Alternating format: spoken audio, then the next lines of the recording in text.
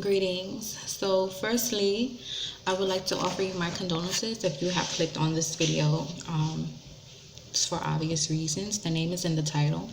Um, I'm already hearing some messages, but first, my name is B with Marriedoverseas. My contact information is below. Marriedoverseas@gmail.com. I am a Reiki healer, a Oracle card reader, and an intuitive for all of my life. I've always experienced things from child. So, with that being said, I would like to say that I share in your grief. I've had an experience like this myself that was very traumatic, and it was about 7-8 years ago, and I didn't even realize that it was still affecting me up until last year, until I did a major purging and it resurfaced. So I just want to commend you on just being able to go through your process, because it takes a lot of courage. So one of the things that I'm hearing is that you possibly tried to share with someone the experience that you had, another woman. And I'm seeing 3 different scenarios. The first scenario I'm seeing, the person they just didn't want to hear it. They were just like, didn't want to hear it. And then another scenario I'm seeing is like, you told a person and they were like, you can have another child. What's the big deal? Like, you could get pregnant again, However, this person doesn't even know your situation, if this has been the first time, if not, they were just extremely insensitive and no empathy, no compassion whatsoever. And then the other situation that I'm seeing is that there was a person who was like, well, yeah, like pretty much something similar to the effect of, you can have another child, but not those exact words. Just like, well, girl, life goes on. Like, it wasn't meant for you, something like that, type of deal. And it's like, how can you be such an a-hole? This is someone who you expected more from. And what they're telling me to tell you is that not everyone is going to be compassionate. Not everyone is really a well-wisher the way that they appear to be. So you need to be cautious of that, because that came through very clear. Some people are just not well-wishers. This is not your friend. Not in every scenario, but for some of you, you have to have your own discernment to be able to decipher, is this a friend or a foe? And then there are others who, in addition to them just not having empathy, not everybody knows how to deal with situations. Not everybody is going to be able to say, hey, wow, like, that's just terrible, like, whatever you need me to do. I have no words to say, but if you want to talk, I can listen. Not everyone knows how to offer up that type of compassion. So they just want you to keep that in mind when dealing with people. All those things that I just mentioned, keep that in mind with dealing with people. And, be cautious and know, I can deal with this person in that way. I cannot deal with that person in that way. And this person, you just need to go totally left, so. And then I'm also seeing that there was someone who had a stillborn child. Either they probably didn't share this information with you. I feel like it's an older woman, like maybe your aunt or maybe even your mom.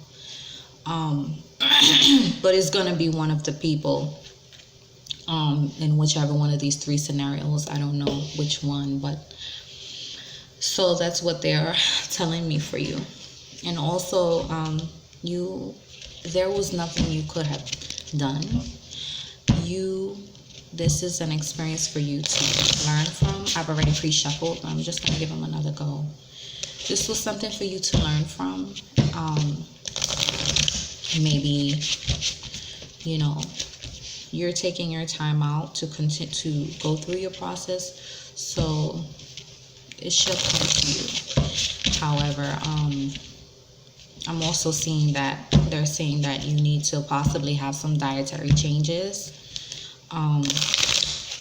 If you like a lot of fast food, they're telling you to stop, and they're also saying stop drinking so much. That's probably only for one person.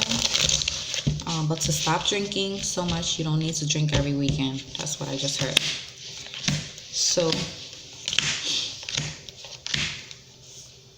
I'm going to draw a total of 12 cards for you from 2 separate decks.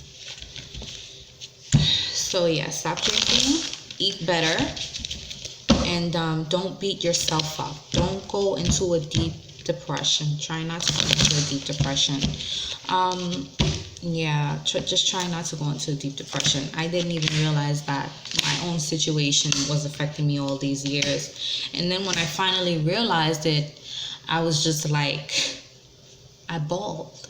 And I bawled and bawled for some time, for a couple of days. And then when I came out on the other side, it was just like everything just started to open up. So I commend you, girl, for just being able to have the bravery. Just as I said, focus on divine and perfect health, and get some rest, which is just what you need at this moment in time. Try not to do too much, if they want you to come out, come hang out, and don't go hang out. Just relax. Have that time to yourself to purge this loss, to process this, to push through this. And they keep telling me about the food. This is like, focus upon divine and perfect health, and get some rest. You need to recalibrate your system, is what I just heard. And there is also spiritual growth with God is in charge. So if you need to go to church, take the time to spend the extra time at your altar. If you're going to go out and you have to work, fine, but get your offerings for your altar, for your ancestors, whatever it is that they like, and have that there for them. Talk to them, ask them for answers, and your answers should come to you in visions or dreams. Okay? And if you have an altar for Jesus, or if you have something for Buddha, whoever, whatever you do, that's great. Now we have changing your mind, and the romance angels are helping you. So your loved ones are here. They're definitely here with you, helping you through the situation. Your loved ones are definitely here with you, helping you through the situation. Your child are watched over by angels and memories. So for someone, this wasn't even in the beginning of a pregnancy. This was far along in a pregnancy, and I'm hearing like 4 or 5 months pregnant, and you were going out and you were buying things and you were excited. They're telling me to tell you, don't be so rigid.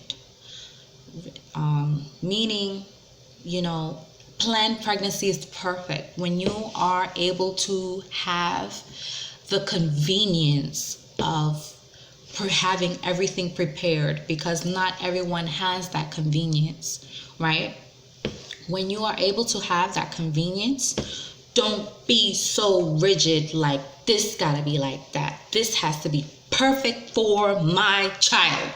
Like, as a mom, you want everything perfect for your children, right? Everything has to be on point.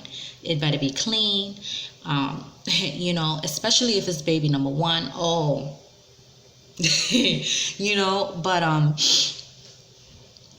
some mothers are like that with all their children. Like, people see me and they be like, is this your first child? And I'm like, no, it's not my first child. I'm just a protective mother over all of my children. So I get that. But what they're saying is, try not to be so rigid and be so like everything has to be my way or the highway. This is my child. That's what I'm getting. So they're saying to release that and keep the faith. So release that rigidness and keep the faith and know that everything is going to be fine. And in addition to keeping the faith, you're going to shield yourself. Shield yourself. Make sure that you take the time to get the rest.